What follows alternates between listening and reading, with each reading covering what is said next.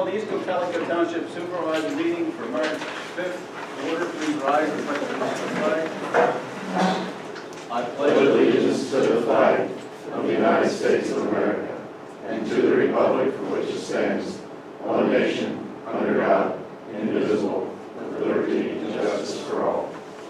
Thank you. Please silence your cell phones. I'd like to thank Stevens Fire Company for allowing us to be here tonight. Thank you very much. We had an executive session March 2nd, yesterday. No, Monday, sorry. I'm like the president. Anyway, to discuss legal and personnel matters. Thank you. Okay, the first order of business, pass the meeting minutes for our last meeting, Thursday, February 20th. Any additions or corrections to those minutes? If not, need a motion to approve the minutes as presented. I'll make that motion. I'll second that. Any comments or questions? All in favor say aye. Aye. Opposed, no. Motion carried. Thank you. Chief. Good evening. My report, full report will be at the next meeting, but I wanted to read two letters of commendation going to two different officers that were prepared. The first one is in reference to Officer Steve Walsh, and this goes back to July 8th of 2010. We had a burglary of several businesses along 272. So I'll just read the letter along those lines. On July 8, 2019, members of the Cocalico Township Police Department responded to 3 different calls involving business burglaries as well as stolen vehicle from the business. Each burglary presented various types of evidence requiring specific knowledge for evidence retrieval. Officer Steve Walsh responded to the scenes for the purpose of forensically processing each crime scene.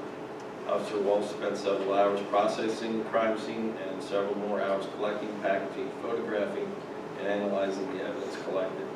Due to Officer Walsh's efforts, a suspect was identified and charged with a file against the individual. The individual was identified through fingerprint and DNA analysis. The individual was subsequently charged with burglary, criminal trespass, and theft of a motor vehicle. Without the skilled training, efforts, and dedication of Officer Walsh, it is probable that these crimes would not have or would have gone unsolved. So basically, that individual is in state prison right now for some other charges, not from our department, so he will be facing those our charges coming up. The next one is for Officer Roger Kreischer, and this actually happened recently in February 11th, 2020. Officer Roger Kreischer of the East Cocalico Township Police Department responded to a report of a suspicious vehicle in East Cocalico. On arrival, Officer Kreischer located a subject who was highly impaired. Due to Officer Kreischer observing drug paraphernalia inside the vehicle was impounded and a search warrant was executed on the vehicle. Officer Kreischer recovered a large amount of methamphetamine, prescription narcotics, drug packaging materials, as well as cash. Items that had been reported stolen from the vehicle in October was also recovered in the search. The individual was subsequently charged with possession with the intent to deliver methamphetamine, possession of narcotics, possession of drug paraphernalia, driving under the influence, and receiving stolen property. Thanks to Officer Kreischer's observations, training, and dedication, a large quantity of narcotics proceed and will be subsequently destroyed at a later time. So I will present those to those two officers individually. I just wanted to make everyone aware of that. I'm very proud of them today. We are very much. Any questions of the chief? Thank you, Chief. Zoning officer, Tony. Yes, as usual, I'll present a full report at the next meeting. Item that I did want to mention to the people out in the audience, we have the United States Census this year, and there's some articles out on the table there, basically imploring everybody here in the township to get out and get the correct information to the government concerning the census here. Potentially, each one of the residents could equate to about $2,000 for each person to the township in federal dollars and all that. So it's important to get this information correct and have people get that information to our census bureau. And if you have any problems filling out, they have online online services to do all of this paperwork. But if anybody has any problems doing that, a lot of people don't have computers, just give a call to my office. We have our direct line number for Arlene, who coordinates most of the Census Bureau information, and she'll be happy to walk people through it, help people out and get the correct information. Okay. Any questions at all? Any questions, Tony? Thank you. Thank you. Roadmaster. Good evening. We filled in an erosion around a pipe on Landis Road this past month. We finally got all our decals in, so all the trucks have community first on them and the IDs of the vehicles. We had to replace a trash can at Stony Point because of rust. We're down to 2 cans, so we might have to chase down more cans. The crew attended an LCATS training class in Ephrata for replacing pipe culverts. For us to do that, I don't know, you almost need an area where you're not going to be bothered because you're going to close that road down. But it was an interesting class, showed us ways to get around certain objects you'd have in doing something like that. Dan Tasco, Penny, and myself attended an LTAP class on active transportation in Warwick. That was an excellent class. I think not only is it good for us to see, but I think it would be good for the Board of Supervisors and the Planning Committee to see that. It's basically trying to incorporate more healthy lifestyle by blending in walking areas and bike routes throughout your municipality. I mean, it's easier to do it in a development that's being built. Try and retrofit what we have makes it tougher, but it was an extremely interesting class. I met with tree services to get prices on ash trees to be removed. Basically, your quotes range from 15 to 25 trees. I roughly counted 20 trees.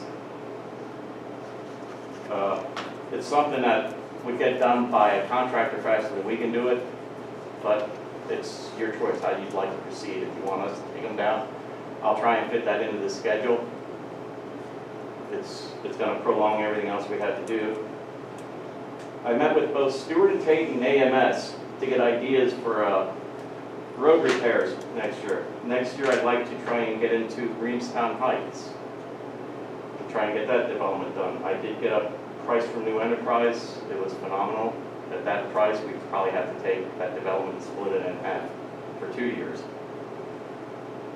So I reached out to Stewart and Tate and to both AMS to get ideas on, pick their brains. What do they think could be done to those roads at a cheaper price? We're working on installing 2 measuring devices for Mr. McRae, since he doesn't want to fall in the water when he's out checking his MS4 water height. We'll be able to install those tomorrow. And of course, some of you intended we had a pipe imaging, cleaning, and lining demonstration performed by Snyder Environmental Services at the Reamstown Pool on Monday. We had a great turnout. We had quite a few municipalities wanting to know the price of what we had done. I said I'll forward that to them once we get the price. I'm still waiting on that price and also how much it costs to image what we projected to be about 10 to 12,000 feet of height. We installed no parking signs at 2 drains. We had 2 drains out there basically. I had to get inspected prior to June. And the homeowners decided that's their parking spot. So we installed no parking signs on Monday. I informed the chief to let him know. Maybe we'll need his assistance tomorrow because that's the day we have time to go out and inspect those 2 drains. We have the boom truck scheduled for inspection next Friday. That has to get done yearly. I ordered 4 pallets of crack sealing material.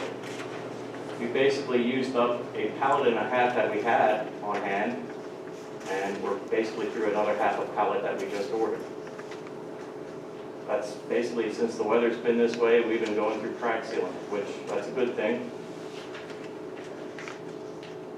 We activated the speed limit signs on North Reamstown Road for the month. That way Penny should not get any more calls that the signs are broken. Tuesday night, we had a couple of trees fall. One was on Denver Road, and another one was on Moons Hill Road. We basically went out and pushed them to the side. Both property owners said that they would take care of it. That usually doesn't happen. So we just moved them out of the way and traffic could flow. Got a hold of PP&L to see why they didn't get the power run yet for at the full lower parking lot, and it was a paperwork issue. I contacted the manager, she was right on that, and we should have power to the lower side overhead this month. At that point then, I'll hook up with Mr. Victorn, because we're gonna try and dig up the power that's in the creek bed. That way we can trace where that line goes to, and basically hook up our new connection that way. Onto the two items that we have here. The Verizon phones that we were demoing with the two-way feature. There was no improvement to the phones we have. So we basically sent that demo back. We didn't like that idea. And then the second one we have here is the fuel. Since we are most likely going to be getting fuel from the school, Mr. Mitchell thought about increasing the size of a transfer tank. We just had a little 30-gallon bladder, which would have made a lot of trips for some of the equipment, considering some of the tanks are 60 gallons. We looked into it. We can legally haul without changing anything into our licenses, roughly 119 to 134 gallons. So we priced out of 100-gallon tanks to haul fuel. Two of them were local, Paul B's and Tractor Supply. The third one we did was Northern Tools. That price came in cheaper, but then you have the possibility of that gets shipped to you and it's damaged. And the only thing is, we really didn't know, unless you place the order, you don't know what the delivery fee is going to be, because that's going to be by weight. And then we also thought about a used tank. Well, you can get a used tank, but you don't know what contaminants are in that tank. And we did have that issue at the end before we got rid of our own fuel tanks because of the rust.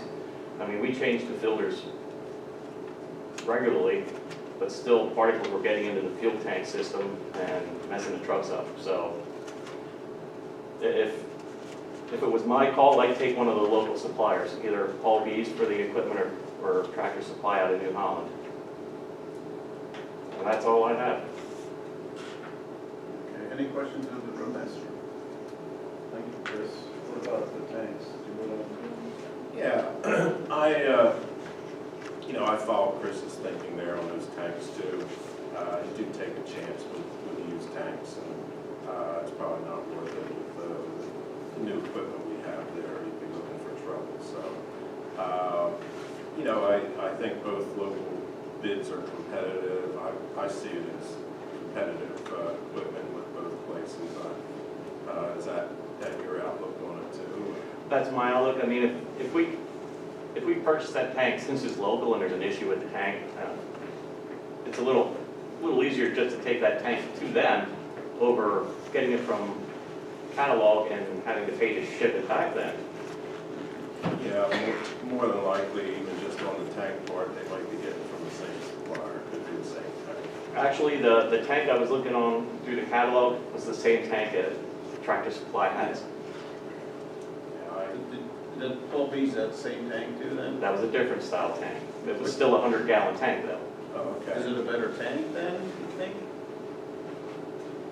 Not really. Not really? Okay. Could be the same people, maybe. It's just, I think the reason Paul B's was a little higher, it was diamond plated. Okay. Polished? It actually, through the brochure, yes, it looked like that. It's like, we don't need that. Not to slop fuel on, which you don't want to slop on anyway, but. More authorized to buy one of Tractor Supply with? Yeah, I'm Was it all not right. to exceed for, Huh? was it not to exceed for any single Yeah. dollar amount? So we not to see prices. $100? Well, no, because it's the pump Paul down, B's having a have sale. $10,000. Paul B's having a sale. Oh, yeah?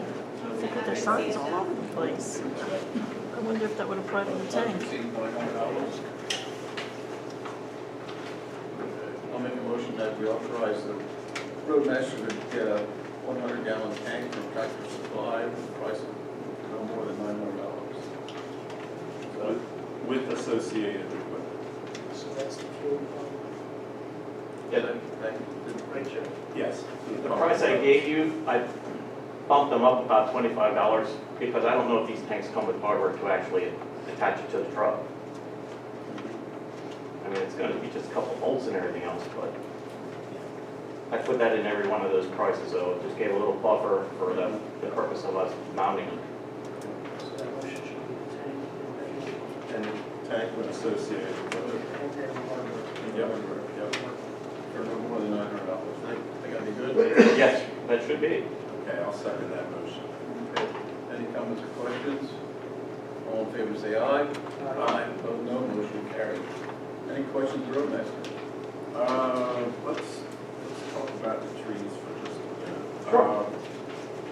Cocalico Tree Service, is that somewhat, that's a pretty good bid from them. Are they aware of everything that needs to be done out there, or?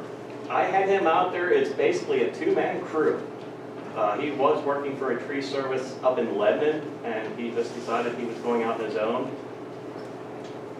I mean, the stuff he has is pretty outdated, be it trucks and everything, but he's making a start on it. I've seen him around the township at various places, taking care of trees for people. You're comfortable that that's a solid bid, he can handle the job, I think so. and he can provide a certificate of insurance, I'm sure. Well, we'll have to check on that part. Yeah, that's a must. Yeah, I look at that for that kind of price, you can't do it. So that's the thing, I mean, the other ones that we contacted are established tree services. They got some really nice fancy stuff to which they have to pay for it. That could be the big difference in the pricing. When I was looking at $5,000 or $4,700, well, that was, maybe we should think a different way, but $2,400, there's a lot of questions there. Can we make a motion? Yeah, I'll make a motion to approve Cocalico Tree Service for the bid that's been provided, subject to insurance certification. I'll second. Any comments or questions? All in favor, say aye. Opposed, no. Motion carried. Thank you. Do you want me to contact him, or does Penny want to contact him on that? No, you can go ahead. Okay. Just make sure the insurance is. Yeah, we gotta have insurance. Yeah, and I want to make sure everything's cleaned up as well. It says renewed. Okay, there are no list of bills tonight. Plan planning. Lead. Evening. Few items, first one, Mount Zion Baptist Church, that is the ongoing final land development plan, and has received recommendations from the planning commission.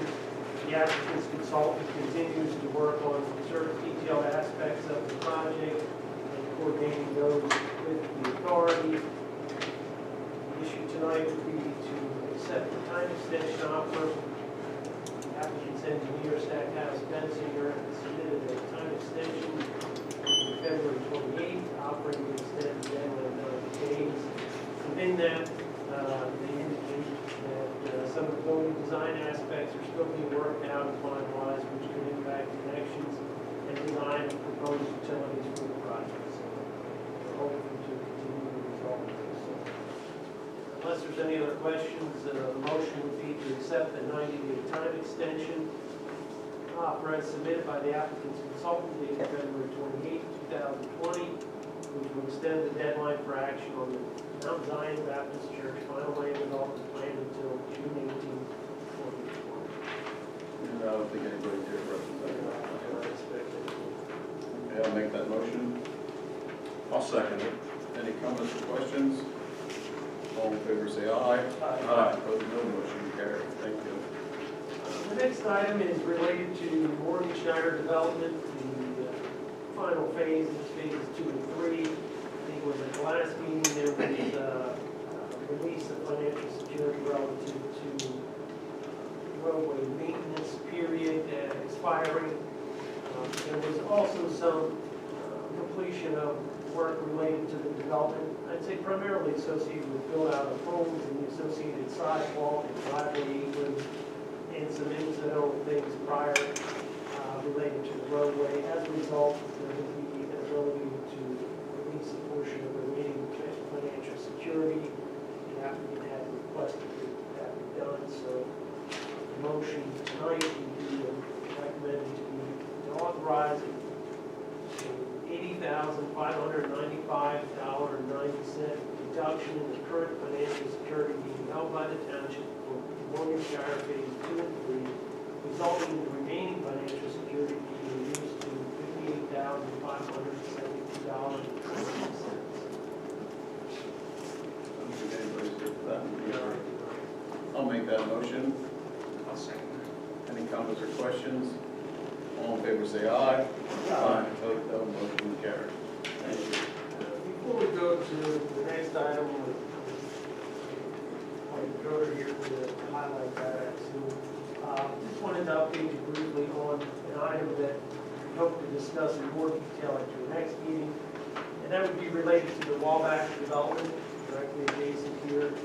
I think it was back in December, the second meeting in December, where there was some discussion about a pending waiver modification related to providing adequate temporary secondary emergency access to the Phase 2 portion of the development. The Planning Commission had generally recommended that. There had been an on-site meeting with Tony, myself, and Harvey to look over some of the characteristics of the existing emergency access and explain how it was proposed to be modified. We are currently working with White also and Tom Goodman to finalize some of the conditions so that when it comes before you, that it's not just a waiver related to that section, it would be a waiver and then clarify detailed aspects of the construction of it, the cross-section of it, and the issue of timing, which was previously discussed. At what point if Phase 3 never happens or is really delayed, is there point where the drive is put in as a paved surface to provide better access to the park for the residents and just provide a better situation in light of it not being as a short-term temporary issue at that point. So we're working on some of those. There's been some back and forth, and we're in general agreement on what those will be, and we'll present those to give you a heads up. In case any of the board members had certain concerns or interest, we'll share some of the initial documentation with Penny too. She can copy on these, so she can pass that along, and that way we can chime in if you have specific concerns. Is that anything? No, I think you covered it. Yeah, really well. So that would be it, unless there were questions there. Any questions, Ms. Frank? Thank you. Okay. All right, thank you. Good evening again, supervisors. Dwight here on behalf of George and Rachel Martin, who are here. And as you know, we were here a couple of meetings ago to talk about a potential text amendment to allow the Martins to use unused ag buildings on their property for rental storage. And at that time, the supervisors kind of heard the presentation, but said we would really like to think about it a little bit more, and that we should come back and you might have some specific questions. So I'm happy to kind of go over it again if that's helpful, or if there are specific questions. I'll just kind of maybe highlight the main points, and then if you have specific questions, I'm happy to address those. I didn't bring the entire handout that I had before, but just so you kind of know the property that we're looking at.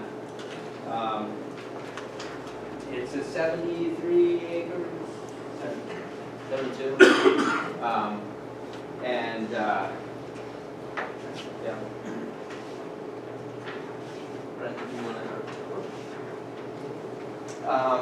Fifth generation family farm, it's in your commercial district, so it's still being used for agricultural purposes, but as I explained before, there's a number of buildings, there's a barn there, there's some outbuildings that, again, had been used in the past and no longer are really suitable for the type of farming that's occurring there.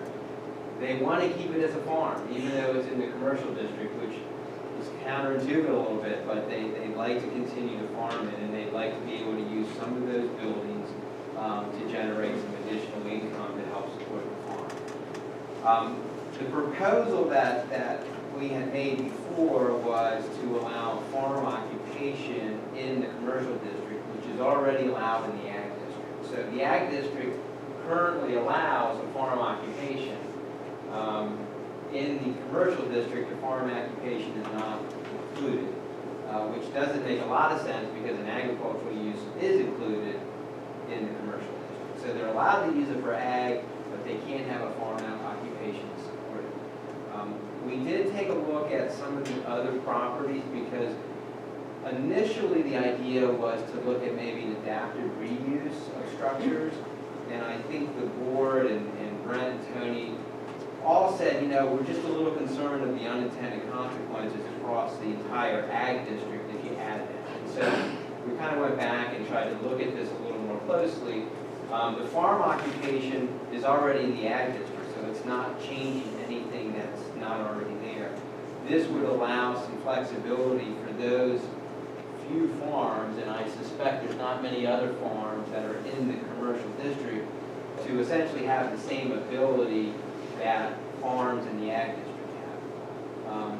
We did propose increasing the square footage from what's in the farm occupation for those that are in the commercial zone. That would seem to me to be consistent with the overall commercial designation. But other than that, it's the same exact concept, which is you have to live there. You need to be sure that it's an accessory and incidental to the overall ag operation. All of those requirements that are still in the ordinance would apply, and I think really contains this to, it could only be their property. I just don't know how many other active ag operations are within the commercial district. But if there's other ones, it would be fairly limited. And I guess the point of all that is it's not going to lead to the unintended consequences, which I think was the original concern of, well, if we make a change and add adaptive reuse to ag buildings in the ag district, we're not quite sure what happens. So we're hoping just for some feedback because we'd like to move forward with submitting a petition, but if the supervisors feel they're not interested in considering that, then we will need to revisit what we do and how we move forward. I would mention that we met with Tony and Brent months ago to kind of talk about this and think through the different options. As you recall, you know, there's a mini warehouse option that's a bit complicated for this site in terms of how that would work. You have multiple principal uses on the property. You need to get a variance. There's not a hardship for that, so you're going to get that denied. It's Mitchell knows how that works. So, you know, really this is, I think, a legislative decision for the board to decide, are you comfortable with allowing ag uses or farms within the commercial district to use these buildings with the limitations that we talked about. So, don't know if there's questions, or maybe Brent and Tony have, you know, their thoughts, but we were hoping to get a little direction. Obviously, it's a legislative decision, so we're not asking for a decision tonight. We would actually submit a petition, and then there'd be a hearing, and then, you know, this board would vote. But we don't want to necessarily go through that process if there's no interest in considering. Personally, I'm not real interested in circumventing the zoning hearing board on this. I think you're jumping to conclusions that you would get a denial on that without trying. Maybe you would, maybe you would. You know, I see the request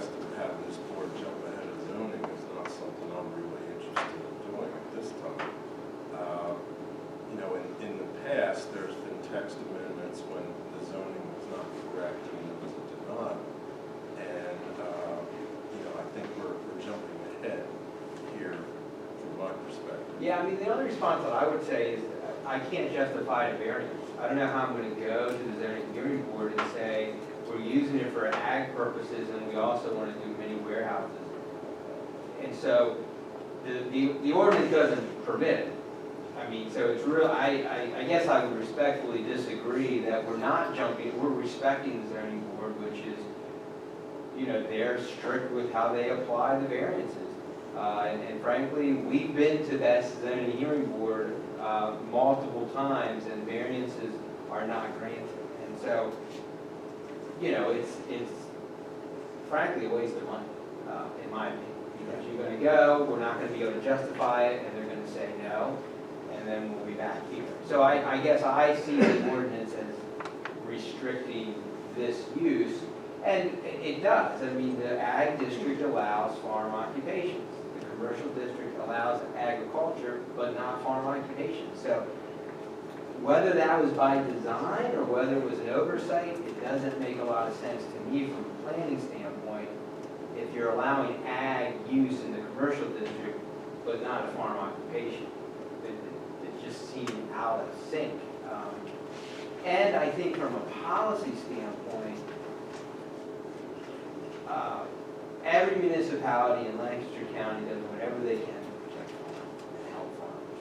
I mean, that's just, it's usually the opposite that I'm coming in for, which is some kind of rezoning, or we want to use farmland to do something, and, then people are really concerned.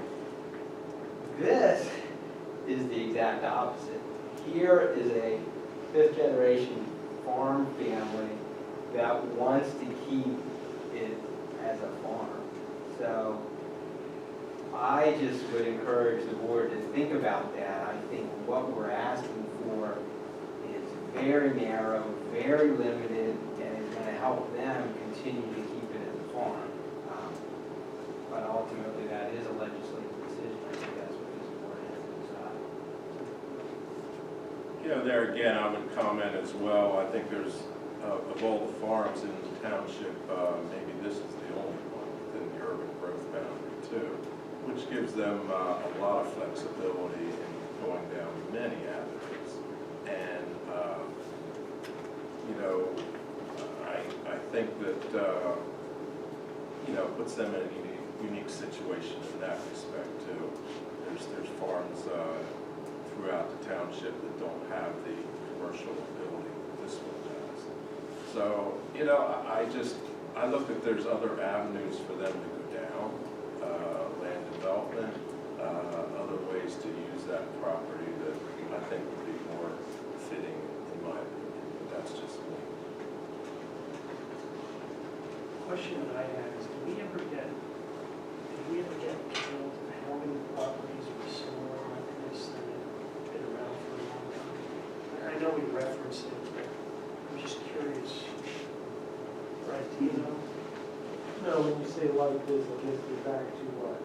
Farm, commercial, Farm into C1.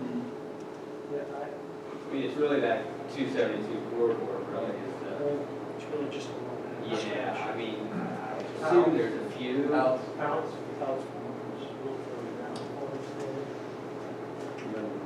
Just rezone there.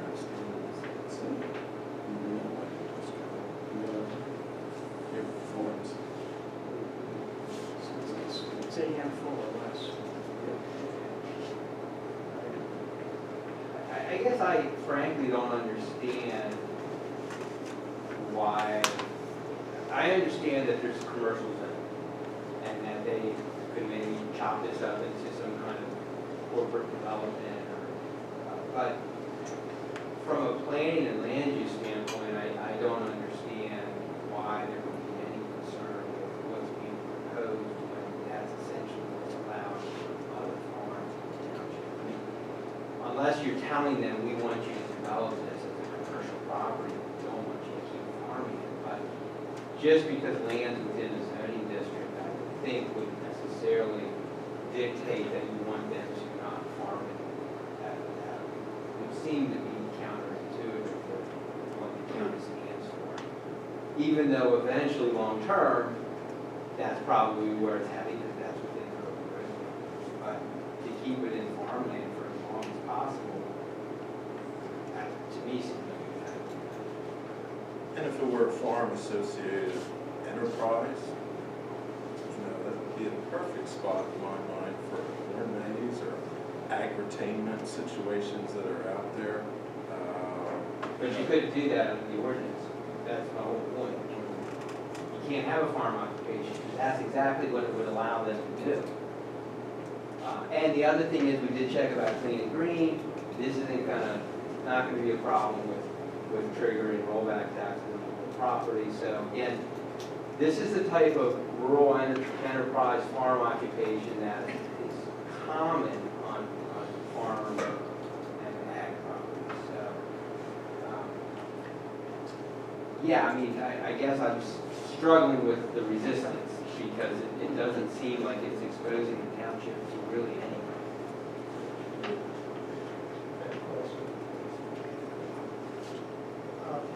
As I understood what you're saying, you're saying that amendment would authorize the farm occupation criteria in the commercial zone. That's the first thing. Then as far as the conditions typically associated with the farm occupation, you have what, A through? Take a look at my handwritten. That would be the amendment, which I shared last time, but you didn't see that, right? So basically, it would allow them to go up to 10,000 square feet. I think for an ag, it's 4,000 now in the district, and it would permit it by right instead of by special exception. And the other condition would be satisfied. Yeah, you have the owners living there, there wouldn't be any employees. Rachel's gonna operate it, there's, I think, very little traffic, there are gonna be dead storage areas within the barn. So, again, it would be a farm occupation, and it's defined subject to those criteria. It doesn't open anything up in terms of the adaptive reuse idea. If this is amended to a farm occupation, somebody in another zone where farm occupations are allowed, would also be allowed the 10,000? That's or just that for would the be restricted to the C1? commercial. Yeah. So those changes only apply to the C1, wouldn't apply anywhere else. And I think, again, from a planning standpoint, you're in the C1, so there's a little more sense to allow a little more flexibility. So what you're saying is in the spirit of what the county's doing in terms of allowing the ag to continue, really, it's really supplemental. Exactly, that's what the farm occupation is, and I will even say this, it's not just the county from the clean and green, but I think if you go to a preserved farm, they would allow you to probably do this under a preserved easement as long as it's limited and it's the owners that are doing that. So, these rural enterprises are permitted for that very reason, which is municipalities are trying to find ways to help farmers bring in some supplemental. And that's the whole concept. And that's really what we're trying to do. How many public storage units were there proposed for these buildings? I have the layout here. Along those lines, how many buildings would be involved for the 10,000? I think they were talking about 3, right? And Jordan, you probably, but do you want to see? I mean, Well, I saw it before, but Yeah. just the number. yeah, I think there were 3. There were 3 buildings. The existing barn would have 5,000 square feet. And you have 40 by 62 building. Yeah. So then there's one that would have 2,800 square feet. I'm sorry. So the existing barn is 5,000 square feet, but 3,000 square feet would be converted. And then, How many units? You have 30 proposed units between the two buildings. yeah, you would know, Rachel. So 30 proposed units between 2 buildings. Is that right? There's a third one that didn't look like it would be as easy So it might actually be less. Currently, so you're using the tobacco barn and the 40 by 62 implement building?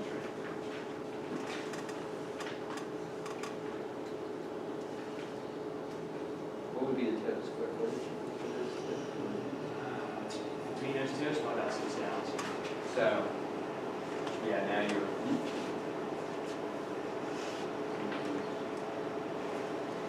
Does that answer your question?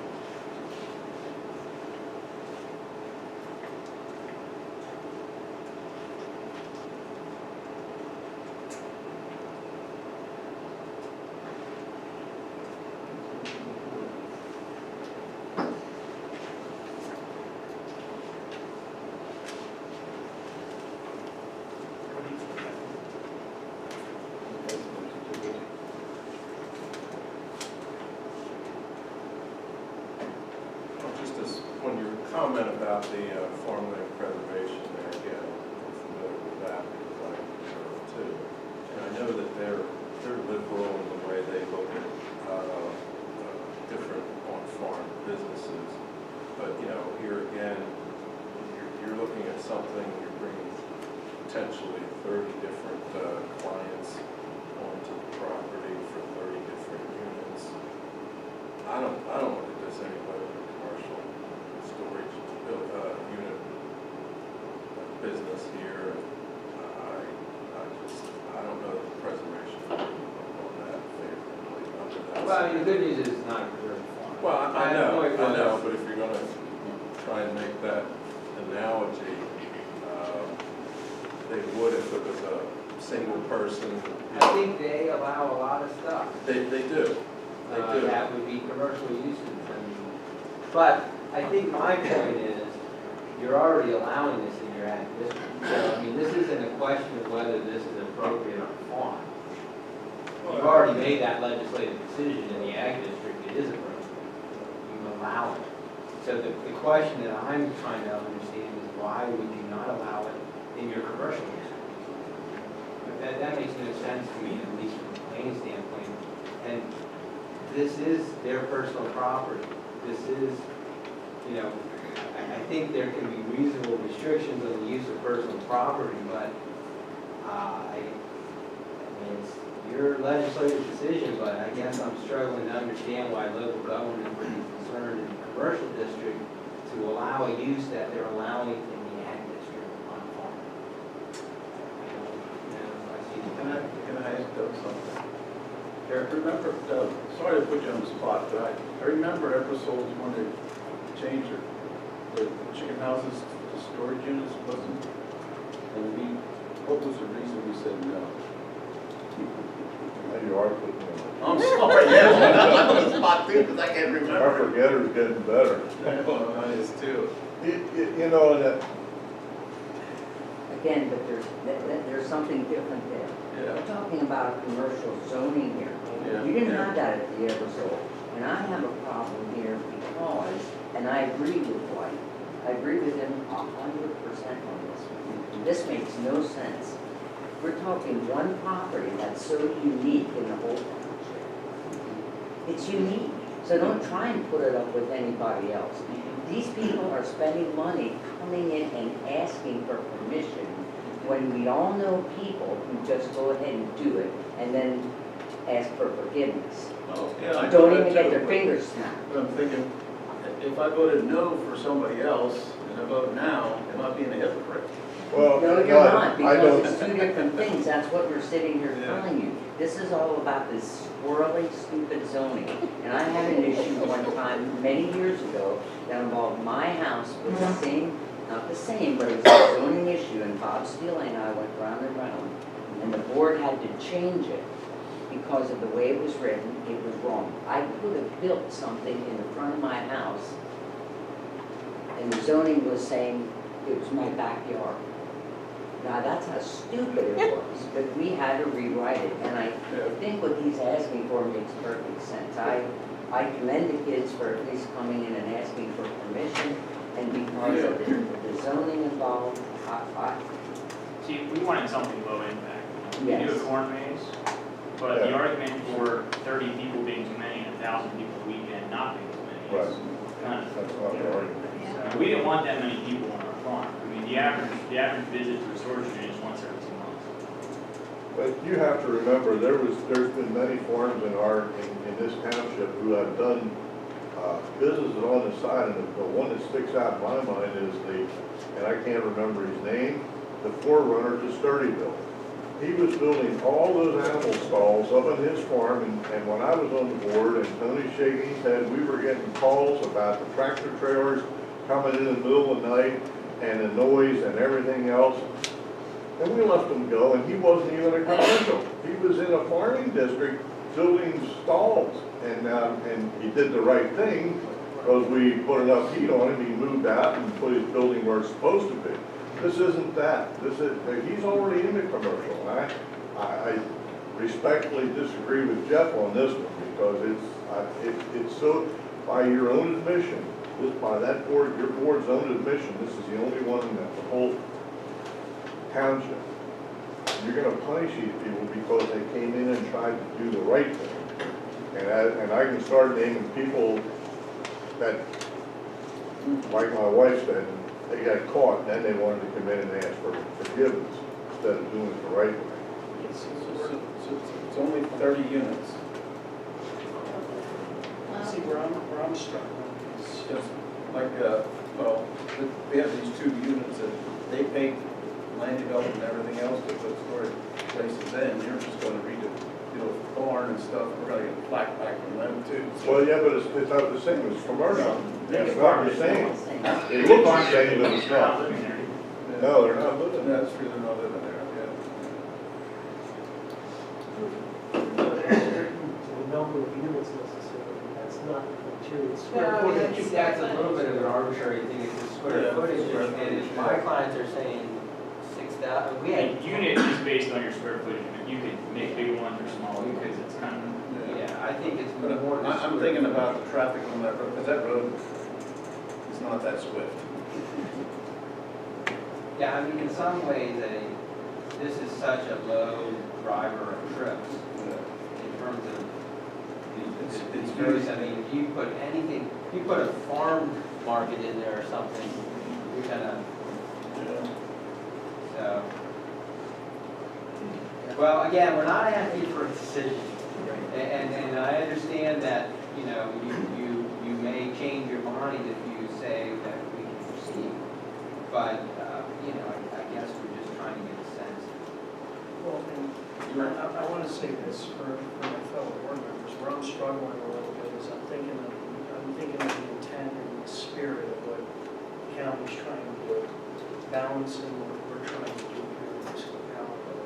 And it's a very unique situation because what I like about it is you have the owners physically there, living on the property, watching it. So the burden there is, the oversight there is very, very different than the pure absentee owner storage type situation. It's a very different scenario. I'd just like to ask, do you guys actually believe in East Cocalico that there's other barns that aren't being Oh, used yeah, for I know storage? there are. Yeah, there Well, are. I'm going to tell you, we stored our car in a garage in Reamstown for a sitting supervisor years ago. Yeah. What was the problem with that? What was the impact? So what's your issue? Is it that it's, you know, if we want to put a car in down there and store it, or that they have 30 units? That's what you've got to ask yourself. What's your problem? Your problem, making the decision. Because you didn't care that I had one car in somebody's barn they weren't using. You understand what I'm saying? You didn't care about that. Well, that But would happened when I you was care there. if it was 30 cars in the barn? Then does that make a difference? So I think that's probably what you need to ask yourself. Well, The thing, if we do this, are we setting a precedence for later on? That's the only, you know. Well, I guess what I would just say to that, and I think that's a good question and a legitimate concern to raise, and I appreciate Mr. Mitchell's concern too about not wanting to circumvent the process. I think that's a reasonable thing to think about. I don't think you're setting a precedent by allowing a farm occupation on a farm when that's what you allow on a farm. I do think if we would come in and say we want to do an adaptive reuse in the ag district, yeah, then I think it does maybe have some unintended consequences. But I think this is very limited and very focused. And zoning is a way that sometimes people get to do things in a certain way, and other people have to go through a certain process. And that's kind of the nature of the beast. And it just depends on the district and the property and all of that. So while there's other self-storage units close by that have to go through the whole process, I don't see it as unfair that a farm operator and owner gets to do a similar use in their ag buildings in order to keep the farm going. I mean, in some ways, maybe it seems unfair, but buy a farm and do it, if they want to do that, then they could buy a farm and do that. So, I do appreciate the desire to be fair. Like, I get that. And that you don't want to be perceived unfair. So, I appreciate that. The zoning for a farming area is 4,000 square feet, and they want 10. And we might be able to, I didn't realize we were gonna go down to 2, but how would you feel about a lower number? I mean, I guess it limits. I mean, at this point, it's Yeah. I mean, what I hear them saying is they could do 6,000 maybe, but I mean, do we, I mean, we would propose 10, but if the board says, listen, we don't feel comfortable with 10, but we feel comfortable with 6, then then that's what we would. Well, I just don't see it's unreasonable. The 10 or the 6? What they're asking for. What about the square footage? Would be okay with that? Because of the unique situation, yeah, it's just, because you're physically there. I'm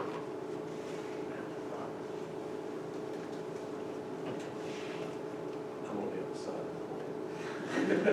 That's fair. That's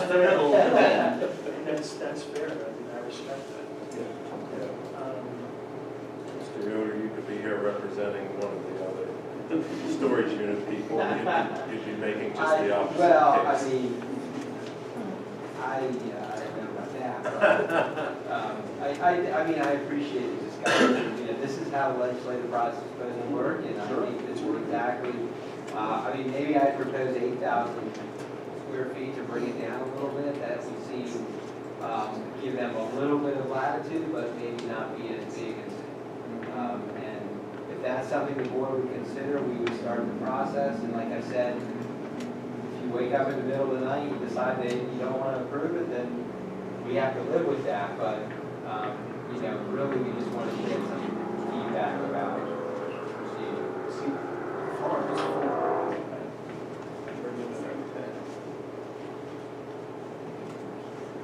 It's hard.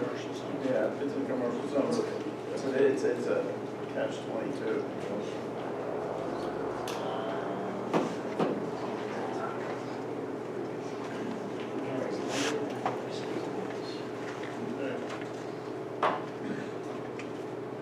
On the other side of the coin. I know you're on the other side of the coin. I think what he's saying is, instead of the square footage, that's, you don't have to continue debating that Yeah. tonight. Yeah, I mean, if the feedback is make it 8, make it 7, make it 6, then that's what we'll submit and then you can process that. I don't have a problem with this, as it is, Okay, and we look at it. we'll look at it. We just look at it, really mull it over. I just don't have a problem. All right, I appreciate the feedback. That's fine. Yeah, because the farm has 4,000 square feet and they want 10, so I'm thinking, but I'll talk to. Okay, fair enough. Well, I appreciate it. Good discussion, thank you. Thank you.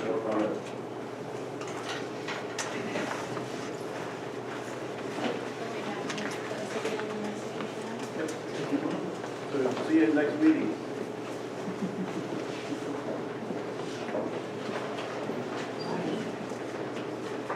Okay.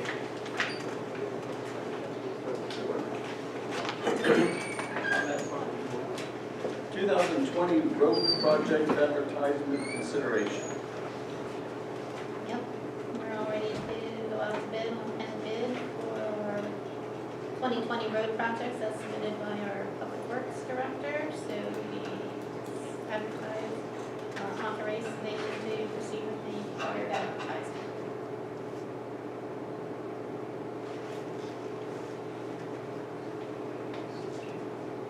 So the first bid will be 18, no, 9. No, first, the advertisement will go out on Wednesday, March 18th and Saturday, the 20th. And bid opening is April 6th, Correct. and we'll award bids the 16th. Okay, the motion will be to proceed with the required advertising for the Cocalico Township 2020 road project. And the advertisement dates Wednesday, March 18th and Saturday, 20th.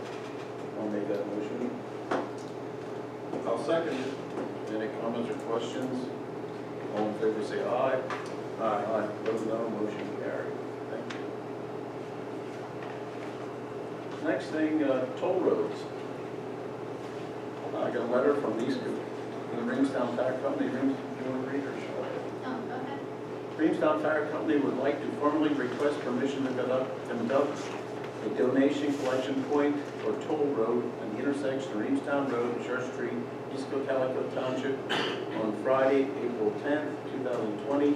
The donations collected will be for the fire company. They'll do it from 7 a.m. to 6 p.m. And this is an annual thing.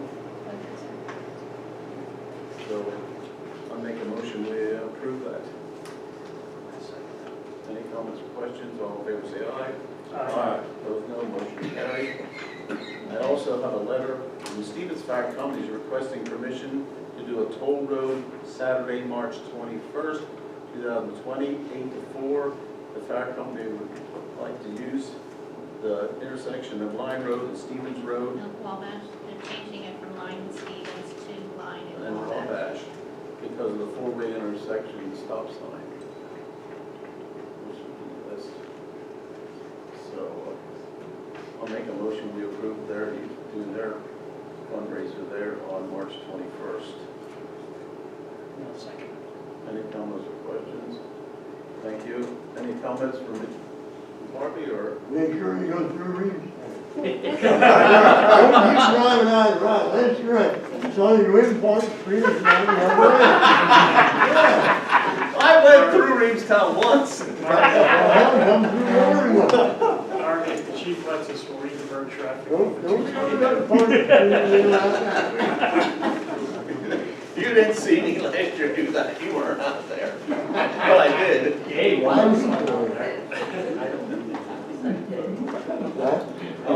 Okay, all in favor, say aye. Aye. Opposed, no, motion carried. Thank you. Thank you, Harvey. Any comment, Chad? Nope, thank you. Old business, Stony Point ash tree, dead tree removal. I think we took care of that. Yeah. Emergency service radios. I thought Chris was going around. Do you have any information? I do. Scott just called me here right before meeting. We did get the third radio in, the Kenwood VP 6000. We are actually going to ask for approval for that in particular radios. They are a little bit better than the Harris that we had. They have a little bit more features on them. The battery life is a lot longer, and there's some features on the mic that makes it a little easier for us to use instead of having to dig out the radio. So the request that we're asking for your consideration would be to purchase 12 of the Kenwood VP 6000 radios with a freshened up quote as of tonight at 7 o'clock of $3,055 a piece.